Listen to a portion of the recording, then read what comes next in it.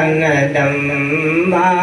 फिर क्या है, भटक रहे जीव प्राकृति रंभा। प्रकृति के जो 9 द्वार हैं उसी से हमारे हम दिन भर काम करते रहते हैं। 9 द्वार क्या है, 2 नासिका छिद्र है, 2 कान में है, 2 आँख में है, मलमूत्र में है।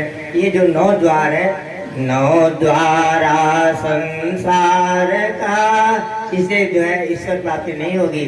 9 द्वारा को बंद कर खोलो 10वां द्वार।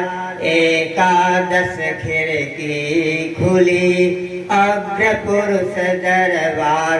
फिर 9 द्वार से साधना नहीं होती है। ये सब संसार के लिए, संसार का काम करने के लिए है, लेकिन आपको 10वां द्वार खोलना पड़ेगा। और 10वां द्वार कहाँ है? सुषुम्ना में है।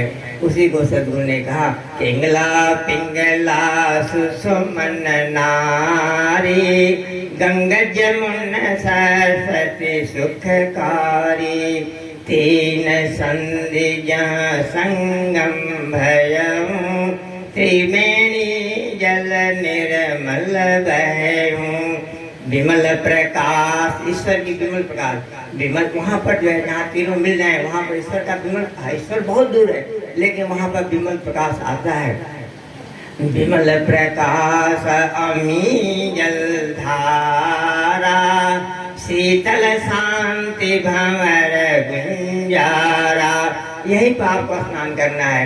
मज्जन से, मज्जन मैंने स्नान करने से, ध्यान साधना करने से, मज्जन से हो दिव्य स्वरूपा। गए प्रकृति तन कलुष कुरूपा। हमारी जो कुरूपता है, जो आप शरीर देख रहे हैं, इस सब कुछ त्याग हो जाता है। आपको पता नहीं चलेगा, आपकी सिर्फ आत्मा जो है भक्ति में लीन हो जाती है।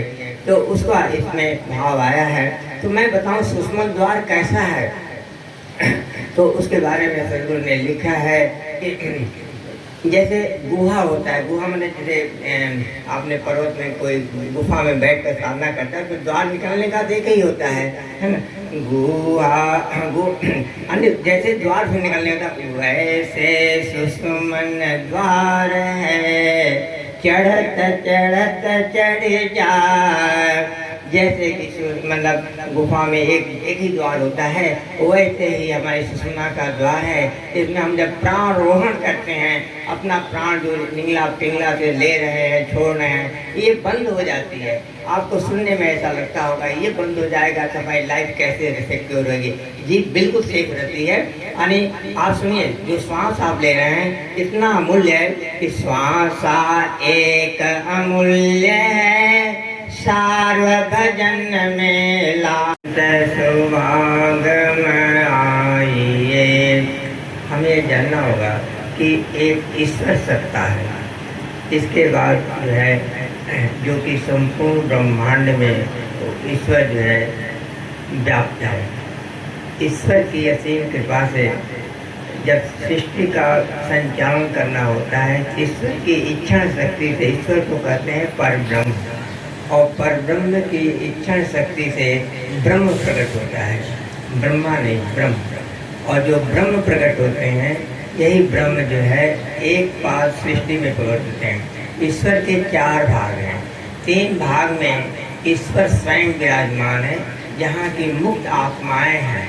सिर्फ एक भाग ऐसा है जिसमें पृथ्वी है, अंतरिक्ष है, दिव है।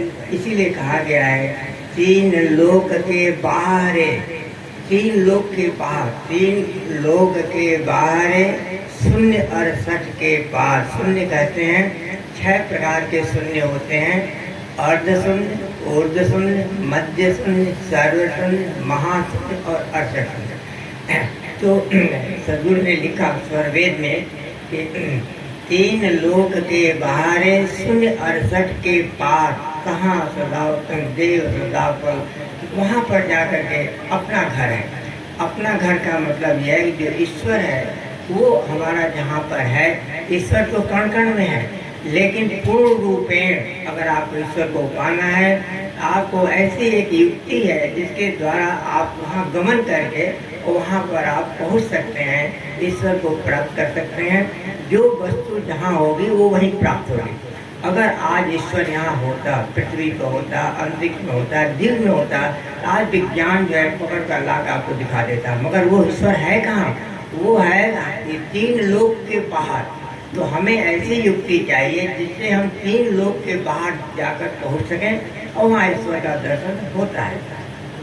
इसी को हमारे सदगुरुदेव जी ने स्वरवेद में घोषणा कर दिया।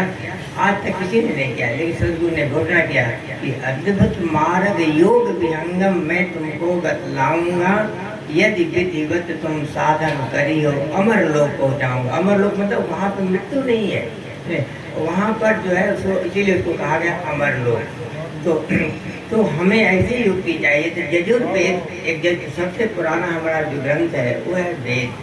वेद में आपने सुना है ऋग्वेद, यजुर्वेद, सामवेद, अथर्ववेद। यजुर्वेद के 17 अध्याय के 67वां मंत्र है, उसमें जो युक्ति आया है वही युक्ति विहंगम योग